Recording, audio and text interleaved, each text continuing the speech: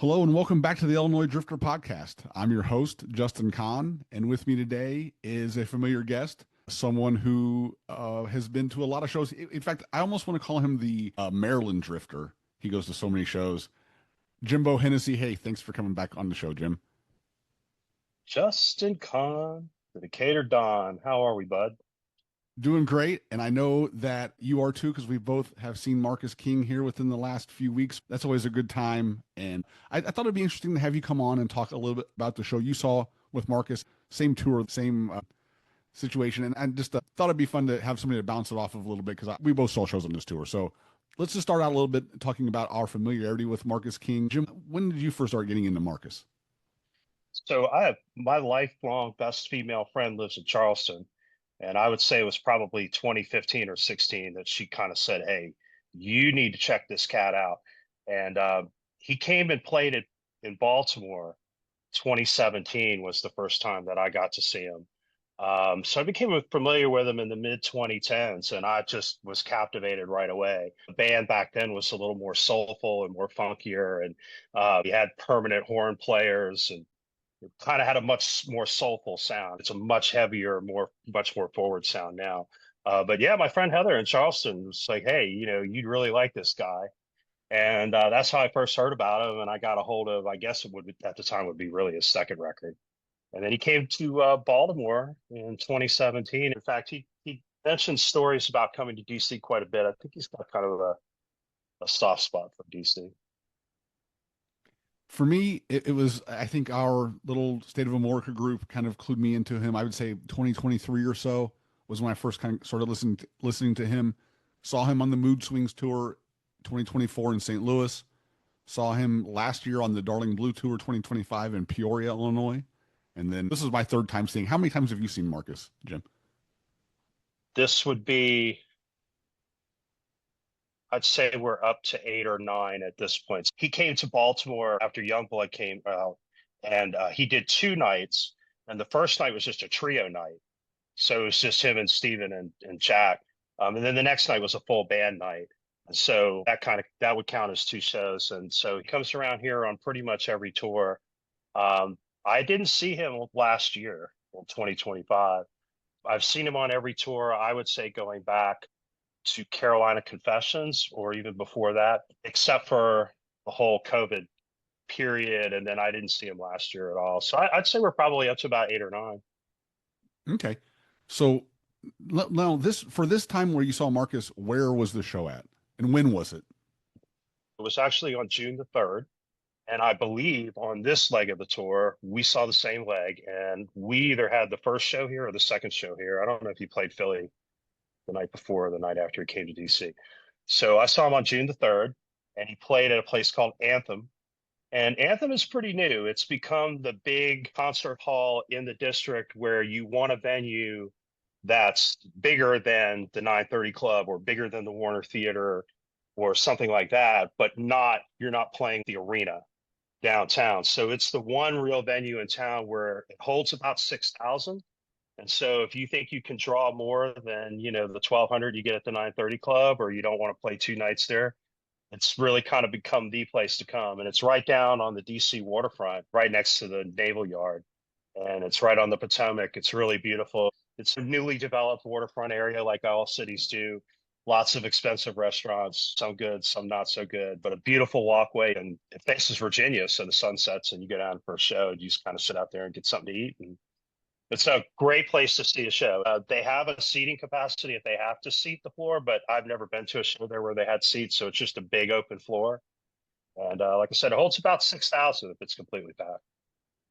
That's really interesting, Jim, because that sounds a lot like the situation in St. Louis, where the last time I saw Marcus there in St. Louis 2 years ago was at a place called The Pageant, which I'm not quite 100% sure on the numbers, so I won't throw them out there, but sounds pretty similar to what you're talking about. If it's 2,000, maybe I don't know that it would hold that much.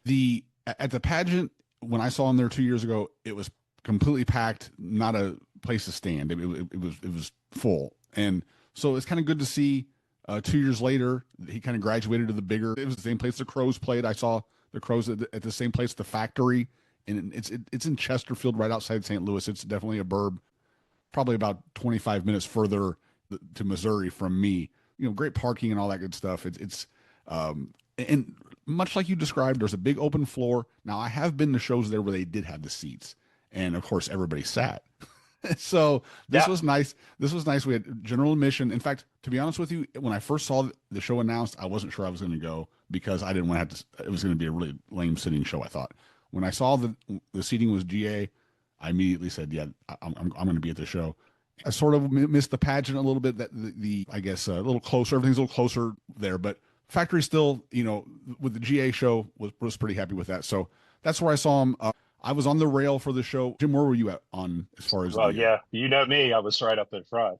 So yeah, I stood pretty much right over, probably sort of between where the keyboards were set up and where Marcus was set up, which now, it's kind of unfortunate because if you stand on that side, Marcus kind of turns his back to you a lot. He has a tendency to play facing to the stage right or to the other side of where I'm standing. And so there's a lot of points in the night where unless he comes and walks out, he's actually kind of turned the other way. So I've sort of learned my lesson now for when I go see Marcus, like to make sure I stand on the other side. Yeah, I was a little more on the other side with the percussionist, and I think that's true what you said. Now I don't know what the setup was like at your show, but one thing I thought was a little weird was after the opener, they cleared their stuff off, and Marcus was stuff is set up way back. I would say a good 12 to 15 feet from the front of the stage back, which I thought was not the greatest. But Yeah, well, no, that's what he did. No, it was the exact same setup. And then, like I said, he's not necessarily like turning his back to Mike on keyboards, but like I'm standing sort of in front of Mike on keyboards. In fact, I took some pictures and Mike had these little cool things on top of his little organ. But Marcus is back where he is, and he's turned the other way, not really facing me. So it's only when he turns to kind of interact or play off the keyboards where I'm getting a lot of frontal, or he walks out in front of the stage. But yeah, he did the same thing. He's set up in the back and he's kind of turned the other way. And I happened to see him standing more toward the side where he faced the other opposite way. So I got a good look of his ass the whole time. it was funny. I'd seen the Crows there, like I said, and that was the other. I've seen two other GA shows there, and that was the other one when I was on the rail, and they were much. The band was much more up front. But speaking of the opener, Penelope Road was an opener for both of our shows, and really interesting band, very young. I wasn't quite sure that they didn't really dress like rock stars when they came out. It was interesting. Jim, what was your impression of Penelope Road, and tell me what you thought of the band? I thought that they were a collection of guys who either were in a music program in high school or had just gotten out of one and formed a band. They showed up like a bunch of teenagers ready to play rock and roll. I thought they were really talented, though. The kid who played keyboards and sang vocals, I thought had a really great voice. The guitar player was really great, both of them. They were very much on front. They kind of rocked, and everybody had sort of different look in the band. But yeah, they looked like five kids who were like, okay, let's go have practice. And they all just kind of stood up in whatever they wore to school that day. Yeah, I agreed. When they came out, and I try not to judge what they look like. I talked to the guys. I kind of made buddies with the guys that were next to me, and they were kind of saying, you got to look the part. And I'm like, I see where you're coming from. I know that's part of the feel. That doesn't bother me. The first couple songs didn't click with me, but as the set wore on, I really became charmed. I Yeah, really, they rocked. They as they it did. got well, they rocked harder and harder, and the songs got better and better. I do agree with that. Yeah, And the drummer was a real good rock and roll drummer. They did a really great version of Human Nature, Michael Jackson song, where, like you mentioned, the keyboard player sang lead on that one and was really good. He really nailed that. I thought there were a lot of the original stuff was catchy and fun. I think maybe they need to figure out who their singer is, like because sometimes the guitar player singing, he was fine. He kind of had maybe I almost felt like a Keith Urban sound to him. But I thought the keyboard player, I think that's your money man. yeah, he's got the stronger voice of the two. That's interesting. They did Everybody Rules the World when they did Human Nature. They Oh, did Everybody okay, Rules the World when they played in DC. So I interesting. guess they're picking out some '80s covers to play, and you could tell that they the two things they paid attention to is '80s pop and kind of 2000s rock. I think they kind of combined both of those, and as the show went on, like I said, they got harder and The guitar player was really into it. I thought they were good. They were entertaining. I thought they were great. Yeah, I love to see young bands like that. That's a band I'll definitely be following to see what happens next with them. So excited about that. But it was time for Marcus to come out. The first thing I kind of wanted to throw at you, Jim, is you've seen more shows than I have, Marcus shows. So I think you even speak more to this. Three shows I've seen have been three very different presentations, and like you kind of said this too. You've seen him in a lot of different sort of presentations. He doesn't have like that one sort of okay. When you go to the Marcus show, this is what it is. This was much different, or a little different at least than the last time Yeah. I've seen Well, the him. band has definitely changed dramatically through the years. It's a much different band than it used to be now. I mean, now that Steven doesn't really tour, he's still listed in the band and he played on the new record, but he doesn't tour with Marcus anymore. He's got that other guy back there with the cowboy hat playing the slap bass. And, but like the band's sound has changed a lot. It's definitely a rock band. It's loud and it's pretty ferocious. Even when they were playing some of those more country kind of laid back sort of songs that are on more of the Darling Blue portion of the new record, um, they played it pretty heavy and it was pretty loud. Yeah, agreed. It's funny. I actually thought that this time his guitar, I mean, when I saw him in Peoria last time, his guitar was so loud and growling so hard. I thought actually this was almost maybe a scale just a tad back from that. But like you said, very much a louder rock show than when I had seen him in St. Louis the first time. I mean, he played piano for a lot of the show. I saw him at the pageant. Like at least Oh I have wow. at least five songs, I bet. And I remember thinking, wow, this is wild. But yeah, it's just definitely not someone who's sticking to any sort of formula or pattern as far as his live act, which is cool.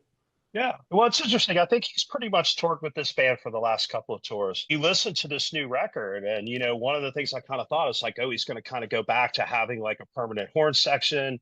And I had told you that I had gone to see the Toy Factory project Yeah. up in Portchester, New York, and he had Billy Contreras playing fiddle for him. And I mentioned what the kind of combo that they had, and I found out that Billy Contreras played a lot of fiddle on this new album.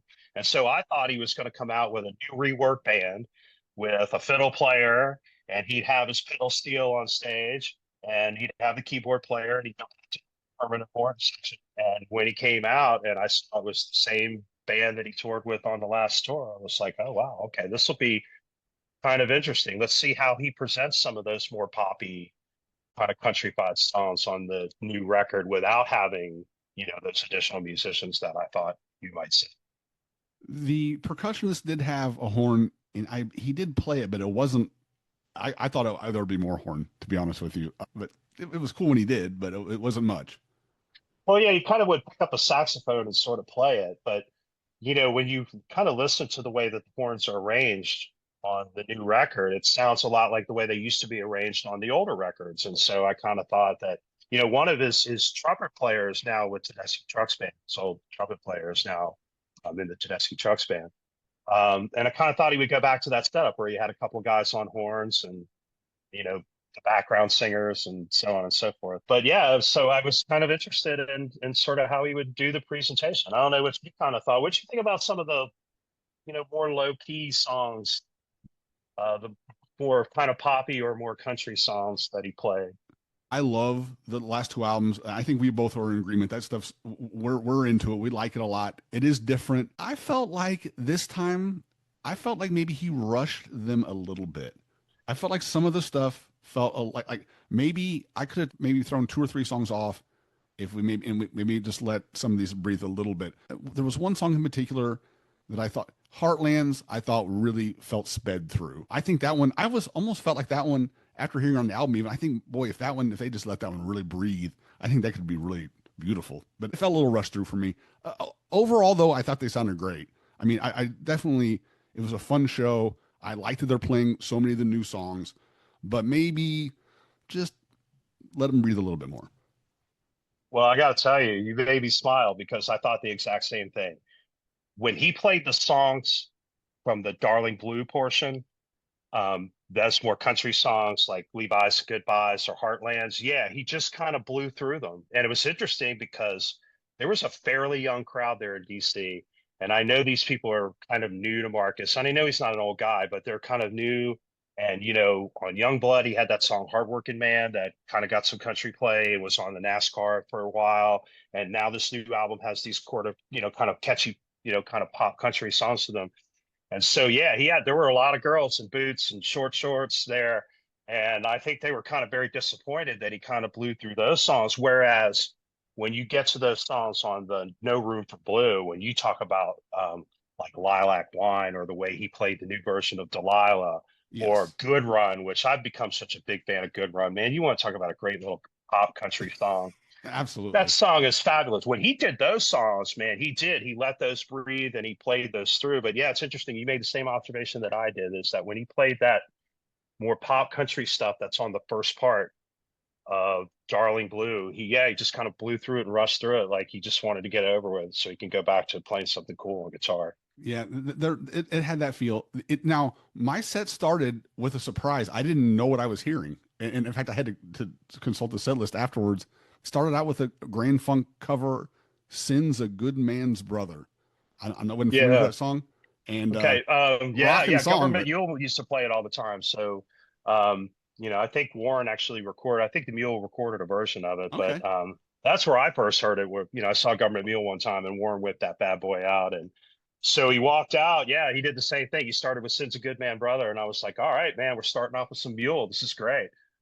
Yeah, and then Red Door was one I really like from No Room for Blue, and he did that one and really rocked that one. Follow that with Lilac Wine, which is another one of my favorites from, which is that back to that perfect pop country sound, which he didn't rush through that one. I didn't feel, but then the very next one after that, like you said, Levi's and Goodbyes, really felt like he was just like, let's get that one over with. Yeah, like when he played like On and On pretty early on, and he just kind of like sort of just played through it and da da da da da, and then put the guitar down and moved on to the next song. But yeah, it seemed like when you got to those songs, like I said, like Good Run or like Lilac Wine, that are on that No Room for Blue part, like he really played them out and let them play, and those seemed also to be extensions for the band to kind of do a little Yeah. soloing or a little play. Now, a real highlight of the night, and I wondered what if they did this when you were there, if they did something different. But he brought out Penelope Road, which was it's always a nice surprise when, or a good thing for me at a show when that happens. Their opener comes out, and they did Night Moves, the Bob Seger song, and Nice. it really was great. Everybody got everybody got some chances. I think they all three, Marcus and then the two Penelope Road singers, all had parts they sang. Everybody got a solo. It was great. I mean, he came out and he said, he goes, "I love Penelope Road and I fucking love Bob Seger," and the crowd just popped and that beautiful acoustic strum from that. No, that was a good one. What did they come out for you at your show? Yeah, he did. And I'm going to see if you know who I'm talking about. So he brought the band out, and he starts talking about, man, I first heard this song when I was about 10 years old. And he's like, I've been playing it ever since. And he's like, I'm going to bring these guys out. So I don't know how much you know about go-go music. It's kind of the music of Washington, D.C. It's very, very native to D.C. And the godfather of go-go is the great Chuck Brown. And Chuck Okay. Brown passed away probably about 10 years ago. And if anybody knows anything about go-go, you've probably heard of Chuck Brown and the Soul Searchers. And the one song you would know is Busted Loose. And so that's what he played. He played Chuck Brown's Busted Loose, which for me, I thought was like, wow, I'm a native Washingtonian as well. And Chuck Brown was a native Washingtonian. And go-go is very DC centric. There's not a lot of people outside DC that know anything about go-go music. Um, but yeah, he said, I've been playing this song since I was about 10 years old. I first heard it. And, it's a very DC centric thing. Now, for all the, young dudes and the girls and the cowboy boots and the short shorts, they didn't have any idea, right, what he was doing or what they were playing. But for me, yeah, as a native Washingtonian, that was a pretty fantastic treat. And he actually mentioned, he said he wrote Homesick sitting in traffic in DC, trying to get to a show. And he was like, I don't remember very much of my life, but he was like, I remember sitting there just for a couple of hours in the van and like, strummed out the song. He was like, we'd been on the road for a while and we only had a few steps to go. And he was like, I just wanted to get home. And he was like, I didn't even want to play the shows that we had to play. And so, like he mentioned, he was, he wrote homesick sitting at DC traffic. And he mentioned the different venues he'd come and played and the different times that he played. And so, yeah, I thought that was kind of neat. Like he paid tribute to something that's very local centric. Um, and just the fact that he would even know that song Yeah, that's and would neat. play it was, yeah, it was kind of very cool. And then he finished the night after that with Ramblin' Man. He did one thing that was interesting is I'm used to seeing Marcus play, you know, sometimes five or six covers in his set. And I've seen him, the great thing about his voice, Justin, is that, my God, he can sing anything. And I have seen him sing some absolutely stunningly beautiful stuff. Otis Redding and Jimmy Cliff and, old soul stuff. And he can just sing anything. And I'm used to seeing him do different covers and do different things. But I thought it was interesting. He only played a couple of covers. Now I found out that Honky Tonk Hell is apparently a cover. So like he only played, if you take Sin's Good Man's Brother as the opener and then playing Honky Tonk Hell and then Bustin' Loose and then Ramblin' Man, there was only like the whole rest of the set was like all originals, which Yeah. was very interesting because I'm very much I mean, I remember seeing it at the Warner Theater, and he was like playing Pink Floyd, and I was going like, "Wow, this is really great," because he could sing anything, and so this was very interesting because it was very, very few covers and very, of course, heavy on all the new stuff, and I'm a big fan of the new record, and so the show for me was absolutely fabulous, and I understand he's been playing some pretty good covers and a different set list on this tour, but. I was a big fan of the show overall. Yeah, me too. And it honestly, it surprised me. I had asked you before the show. I think we had talked a little bit, and you had said that there was a lot from the new album, and I was surprised how much. I think 14 songs from No Room for Blue and Darling Blue of the set. I mean, that was most of the set. Which for an artist, I know a lot of artists are going to dig a little deeper. Most artists, they got popular from something early or whatever. So he still always does. You're never going to see a Marcus show without Goodbye Carolina. Um, Probably Wildflowers and Wine would be the other Yeah, one. Wildflowers and Wine is now a staple in the set Yes, list and has been for a while. yeah, those are definitely. But other than that, he doesn't have a lot of those. It's pretty much, hey, here's the new stuff, and I'm into that. That's what I really want to see when I go to. Unless for some reason I didn't like the new stuff from an artist, but and that's not the case here. Yeah, I mean, it feels like he's confident right now. Like he's confident in himself and the new stuff. He wants to push this stuff, and like I said, that's what I want to see when I when I see an artist play. No, I think I do. I think he's at a real high point right now. He's keeping himself sober, apparently, and he's doing really well. Those Toy Factory shows were just phenomenal. I hope he continues to do that. And his playing is fantastic. And I think, his songwriting on this new record is really good. And I think the songs are good. And I thought he did a good job of playing them all live. And yeah, it's interesting. He would instead of recent years, instead of playing older stuff, he would rather drop in a cover song or two in the set list. And now he's kind of gone back to where, like, he'll play, he's got this batch of new songs, and then he'll play like Goodbye Carolina, and then he's got a batch of songs, and then he'll play 8 a.m., and then he's got a batch of songs, and he'll play Homesick, and then he's got a few more songs, and, he'll drop, something else from one of the older songs. And so I thought that was kind of nice because he kind of dropped some of that older stuff from his set list on the last couple of tours. So it was good to see some of those songs come back. And again, interesting story about him writing Homesick, like kind of stuck at DC traffic.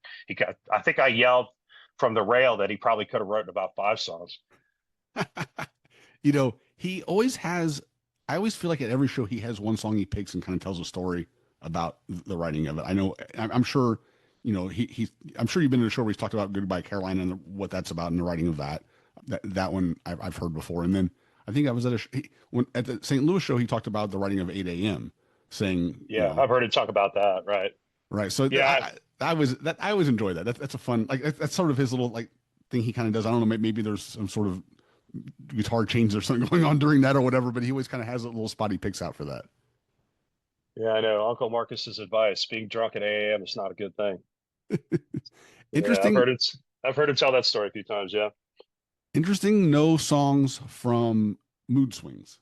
Did No you guys? songs from Mood Swings, only one song from Young Blood. And Yep. I actually was, can you think of a song that he didn't play that you wanted to see or hear? There's the one song from Mood Swings. I'm blanking on the name of it off the top of my head here, but it's the sort of the gospely one. Oh, Oh, yeah, Me in Tennessee. Me Yeah. in Tennessee. Yeah, that Yeah. I, Or I like Tennessee or Me or whatever it Me is. in Yeah, I Yeah, love that song. yeah, It's great. that one. You could give me that one. So yeah, there you go, Jim. Yeah, I'm a big, speaking of the, I was hoping for like he would use No Room for Blue as kind of a blues intro. And then maybe too, like When a Man Loves a Woman is a song that I've heard him cover a couple of times, and I thought, man, it'd be great like if he played like No Room for Blue and they kind of segged into, Yeah, something really soulful like that would be really cool. But there's a song on No Room for Blue, Your Favorite Band, yes, which I yes, really like, and I was really hoping he would play that. And yeah. I didn't get that one either, and that might be my yeah, favorite song on the the album. That is it's funny. man, isn't that a great song? Yeah, I It's love really that good. one. Oh, and no version of Dirt either, which it wouldn't matter so much if he played it or didn't play it. But we didn't get either version of Dirt. But I like the Nashville version of Delilah. Yeah, that Oh, was that really came that. up. Yeah, absolutely. That was great. And again on the album when I saw Delilah again, but then when I heard it, I'm like, oh, I love it. So yeah, Yeah, no, I think the new versions, I like it. It's all stepped up and peppy, and I thought the band did a great job with it.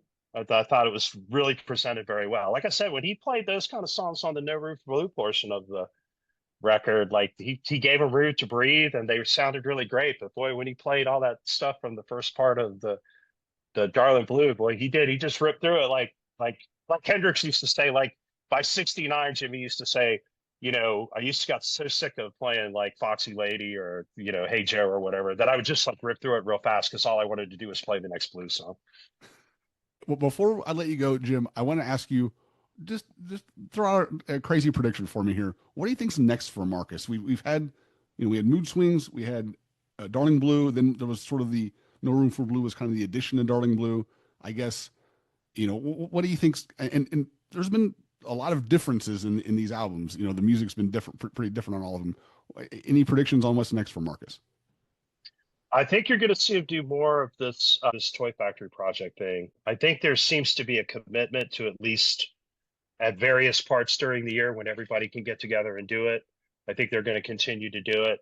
I don't know. I think this has inspired his writing. And one of the most disappointing things you talked about the setup was when I got there, I didn't see the pedal steel. And one of the true highlights of those Toy Factory shows was watching him play pedal steel, particularly on that version of Fire on the Mountain. So yeah, I think he's gonna, I hope he'll expand more into that.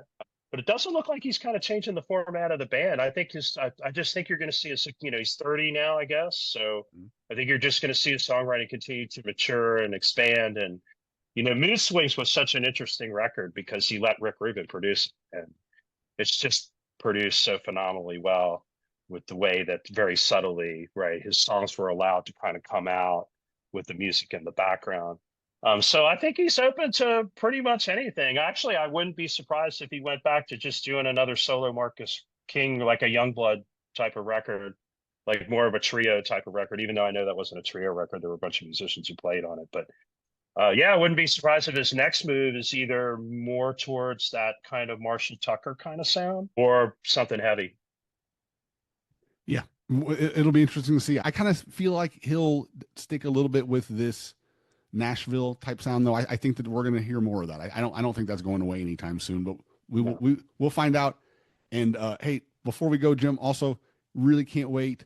We're about 3 weeks out from we are three big weeks away, baby. the big State of America R4 Black Crows indie meetup. Anybody, and we'll might as well say it's the Illinois Drifter meetup too. Anybody that's out there listening to this, come on out. It's a Friday, July 17th at, it used to be called Deer Creek. I think it's called Ruoff now, outside Okay. Indy. I know there's campgrounds all around. Sounds like it's going to be a really fun time, and can't wait to actually meet you in person there, Jim. So I'm really looking forward to it.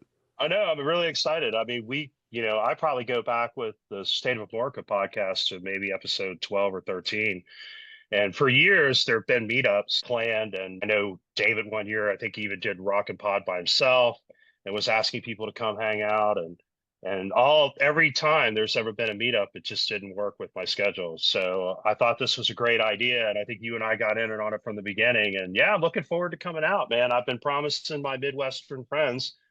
Now that Maryland's in the Big Ten, I've been promising my Midwestern friends I'm going to come out your way. And I told you and Hillman both that I'm going to come out your way one of these days. So Indy's a good spot. It's about a 9-hour drive for me, so it'll work. Hey, it'll be great to see you. And again, thanks for coming back on the podcast. Really great talking to you. Always fun talking music. Absolutely, buddy. Thank you. Anytime. Your East Coast correspondent is here. I would say I'm the Maryland drifter, but again, I live in a spot where Richmond's 2.5 hours away, New York's 4 hours away, Philly's less than 2 hours away. Like I said, I'll drive to Indianapolis, I'll drive to Nashville. I'll drift anywhere that's kind of drivable distance. Yeah, same here. Same here. I was in Missouri for this Marcus King, and You do well. How far is like kind of suburban St. Louis from where you live? about 2.5 hours from Decatur. So, yep. Yeah. Yeah, I know I've said this before. I'm so lucky. I live in Annapolis, Maryland, and so DC is only 30 minutes to the west, and Baltimore's only 30 minutes to the north, and they're two entirely, completely different cities. And like I said, 2 hours from Philly, 4 hours from New York, 2.5 hours to Richmond. I can get to Asheville in 6 plus. Charleston in 8. Nashville in 10.5. So I'm on the move, man. I'm coming to Indianapolis. I can't wait.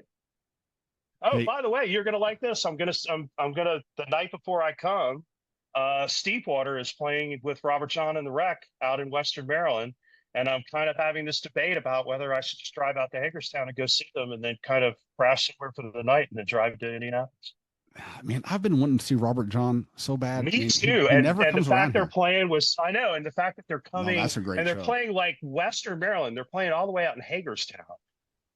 And like it's them and Steepwater Band, and I'm like, wow, man, I'd love to see this because the only other show is in DC, but I'm going to be with you guys in Indy, so I'm actually contemplating even doing that. But actually, Steepwater's coming around here. They're going to play over on the Eastern Shore, and then in Virginia in August. And so if I don't catch them this time, I'm going to go catch them. Well, hey, my guys from Steepwater, I can't recommend them. Have you seen Steepwater before? No, I've not seen them before, Oh, yeah. and they don't come this way very often. So one way or another, I'm going to go catch them. See them early and often. I can't recommend Steepwater Band enough. Hey, again, thanks a lot, Jim. Thanks for coming on the show, and we will talk to you again soon. Thank you for listening to the Illinois Drifter podcast. Be sure to check out Illinois Drifter on YouTube at youtube.com/@Illinois Drifter. When you go there, please hit subscribe.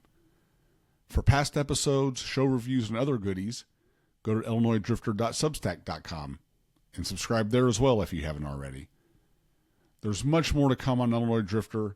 Lots of show reviews, interviews, really fun stuff. Thank you for listening, and I'll see you at a show. How we feeling so far?